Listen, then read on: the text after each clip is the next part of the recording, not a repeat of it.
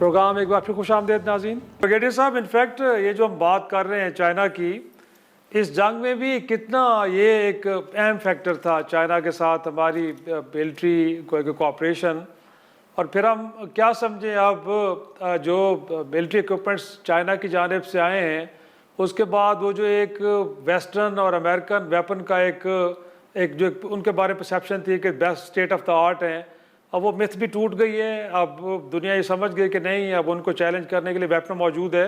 تو ان دونوں چیزوں کو آپ کیسے دیکھتے ہیں کہ ایک تو چائنا کا فیکٹر، ان کی کوآپریشن ہمارے ساتھ نہ ہوتی تو جنگ کا منظرنامہ کیا ہوتا، اور پھر اب کیا ہم کہہ سکتے ہیں کہ ویسٹرن اور امریکن ویپنری کو چیلنج کرنے کے لیے آگے ایک اور نظام بھی؟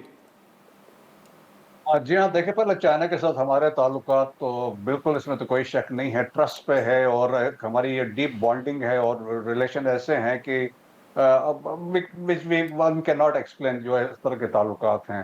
اور رہی دیکھیں کہ ہماری جی جی کولیبریشن شروع سے رہی ہے، چاہے ویپنس ہو، اکوپمنٹ میں ہو، وہ رہی ہے۔ JF-17 تھنڈر بھی اس کے ایک نمونہ ہے، بٹ اب ہم اس کو پروڈیوس کر رہے ہیں، اس کو بنا رہے ہیں۔ اور اس کے بعد لیکن چائنیز کا J-10C ہمارے پاس تھا، لیکن جو ہم نے اپریٹ کیا ملٹی ڈومین میں، چائنیز بھی اس سے حیران اور پریشان تھے کہ ہم نے یہ کیسے کیا، کیونکہ یہ انڈیجینس تھے سب کچھ۔ J-10C چائنیز جہاز تھا جو ہم نے یوز کیا، لیکن اس کو اڑانے والے پاکستانی پائلٹ تھے J-10C کے۔ تو جو باقی دیکھیں کہ اس میں جہاز ان کا تھا، دیٹس وائی جس طریقے سے ہم نے یوز کیا، ملٹی ڈومین والا کنسپٹ لے کے آئے۔ اور اس کے بعد جب آپ نے رافیل کو گرایا تو چیکڈو ایئر کرافٹ کارپوریشن کے جو شیئرز آپ نے دیکھے ہوں گے، جس طرح وہ سرچ کر گئے تھے، اور ڈسالٹ ایویشن کے وہ گر گئے تھے۔ سو وہ میرے خیال میں کریڈٹ گوز ٹو اور پائلٹ جنہوں نے پرفارم کیا، اور چائنا کا، اور چائنیز یہاں پہ آئے ہیں، انہوں نے بھی اسٹڈی کیا ہم نے ایسے کیوں کر کے کیا۔ سو دیکھیں، چائنیز کا ایک تو وہ والا فیکٹر ہے، چائنیز سپورٹ ہمارے ساتھ ہر لحاظ سے وہ شامل ہے، لیکن ایکٹیولی کسی چیز میں وہ انوالو نہیں تھے۔ اور وہ بالکل اس بات ہم پاکستان آرم فورسز یا ایئر فورس اور آرمی اس میں کر رہی تھی۔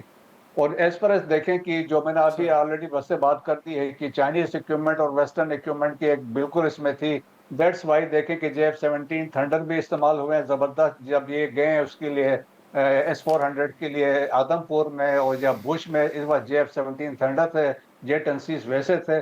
سو دیئر فور کی اب دنیا نے ریئلائز کیا، دیٹس وائی اب جب ہم کہتے ہیں ان کی ڈیمانڈ بڑھ گئی ہے پاکستان کے اندر سے ویپنز اینڈ اکوپمنٹ، نائجیریا بھی ہم جا رہے ہیں، لیبیا بھی ڈیمانڈ کر رہا ہے، باقی آذربائیجان کی بہت سارے ممالک ہیں۔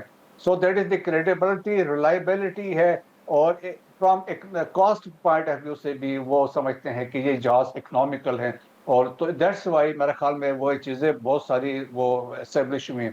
سو دی کریڈٹ ہمیں دینا چاہیے to the Pakistan air force ہے۔ باقی رہی بات دیکھیں گراؤنڈ پہ، تو فتح 1 فتح 2 آرٹلری ڈویژن کے اس وقت ہتھیار تھے، they are part of army rocket force command, تو جس افیکٹو طریقے سے وہ استعمال ہوئے ہیں LOC پہ اگین، جس طریقے سے آرمی نے، انفینٹری نے جو وہاں پہ پرفارم کیا، تو یہ تو ہسٹری کا حصہ ہے۔